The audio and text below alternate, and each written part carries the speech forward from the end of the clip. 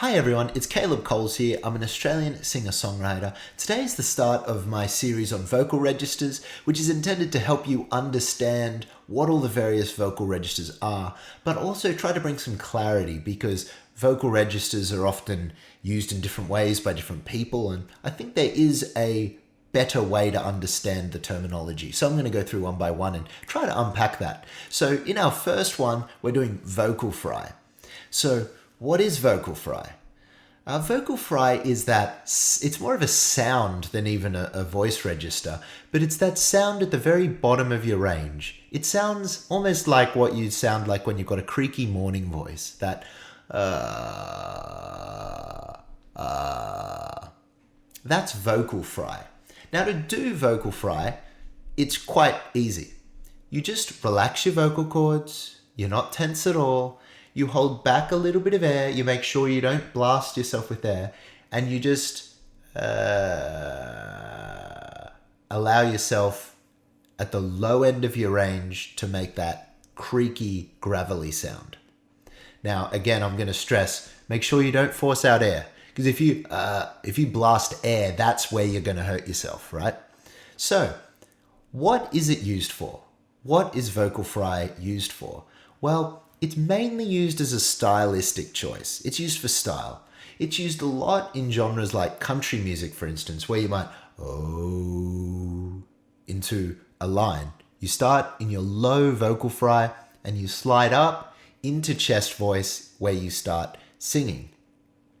Vocal fry is often also used for vocal exercises and specifically for compression exercises to help mobilize the voice. Now, I'll talk about compression exercises at the end, but these are the two main things for style and for compression exercises with the voice. Now, here's a big one. Does it count as range? No. There's going to be people who disagree with me on that, but no, vocal fry does not count as range in my opinion. For me, it is more of a technique. And I know that this is vocal registers, so if it doesn't count as range, is it really a register? Kind of and kind of not. But it is at the bottom of your range, so why do I think it doesn't count as range? Well, it's simply got to do with the fundamental frequency of a note being audible. What do I mean by that? Well, I'm going to play my keyboard and sing some chest voice notes. You tell me where my range ends. Let's start at a G. Pretty easy to tell I hit that note.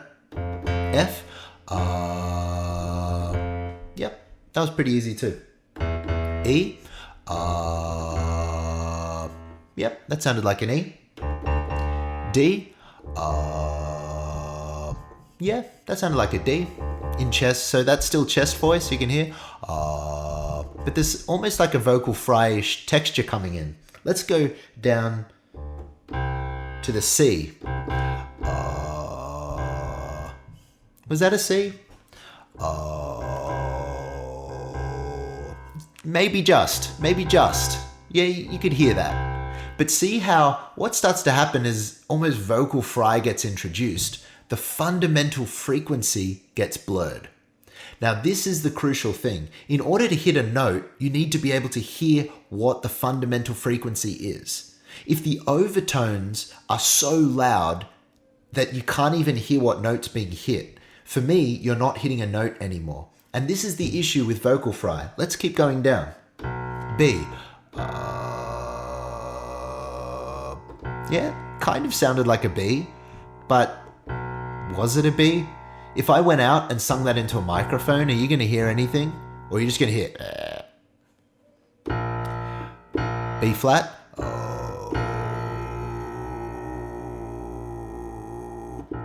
Maybe.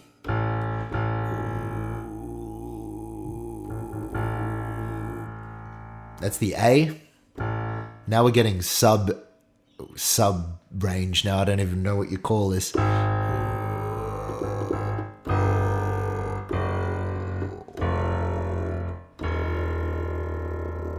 E. Is that the zeroth octave? I don't even know anymore. See what I'm saying? Is that all range? I actually only count my range to go down to about a C. And you could argue I've almost gone an octave under that, not quite. But here's the thing, people want to claim range. They want to say, I've got the biggest range. I can go from this note to this note. If I claimed my vocal fry register as range, which I don't, then I could probably, what did I hit then? You can kind of hear the fundamental frequency, but not really. That's an E below low E. The bass, that's bass low E, so I'm an octave under that. If I could claim I got a 6-octave vocal range. I don't have a 6-octave vocal range. Because if I went out and I sung live, I'm not singing 6 octaves worth.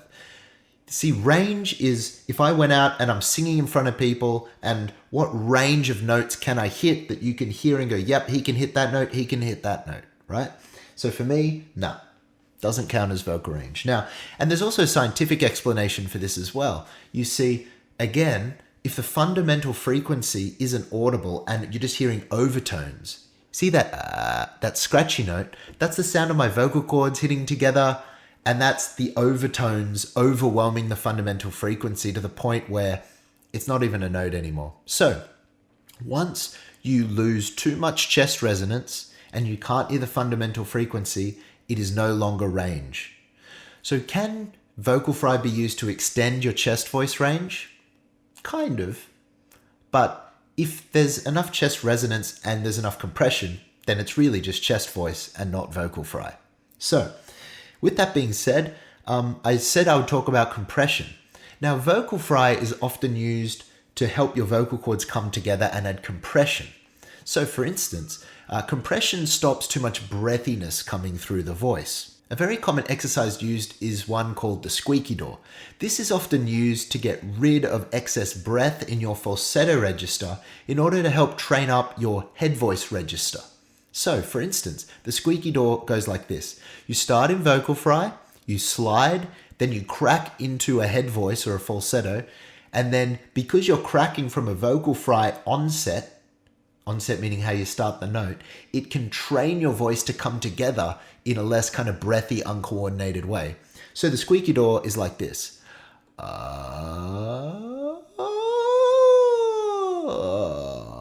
you crack into a falsetto or a head voice. Now, because you crack and you go,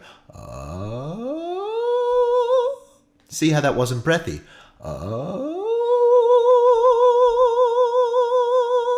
So it's often used to train the vocal cords to come together with less breath. So vocal fry, it's a great stylistic choice. It's a great way to start a note in order to have a gravelly onset, a gravelly tone, and it's a great aid to your singing in terms of using compression exercises and getting better compression in the voice. Is it range? No. When people claim that they can sing down to what I just said, an E0 or whatever, an E1, I don't even know. That's an E1. In vocal fry, it's not range. Just putting it out there. So anyway, I hope you've enjoyed this video. I hope that's clarified what vocal fry is, how it's used. If you enjoyed this video, make sure to subscribe. And my next video in this series is going to be on chest voice, and I've got some more reactions coming to you shortly. Thanks, guys.